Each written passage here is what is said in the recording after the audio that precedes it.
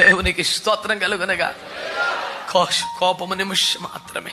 నేను నమ్ముతున్నాను, నా పట్ల నీ పట్ల ఆ నిమిషం అయిపోయిందని నమ్ముతున్నాను.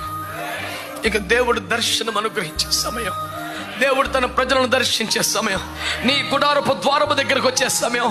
నువ్వు ఓడిపోయిన చోట, నువ్వు విఫలమైపోయిన చోట, ఏ దారి కానరాక కుప్పకూలిపోయిన చోట, ఇక నా వల్ల కాదనిపిస్తున్న చోట, ఇక నేనేం చేయను అనిపిస్తున్న చోట, ఇక చేతులు ఎత్తేసాననే చోట నీ దగ్గరకు వచ్చి నిలబడి దర్శించి ఒక్క మాటతో, ఒక్క దర్శనంతో, ఒక్క ప్రత్యక్షతో పరిస్థితులు సమూలంగా, శాశ్వతంగా, నూతనంగా మార్చగలిగిన ఒక అద్భుతమైన దేవునికి చప్పట్లు కొడుతూ కృతజ్ఞతలు చెల్లించండి.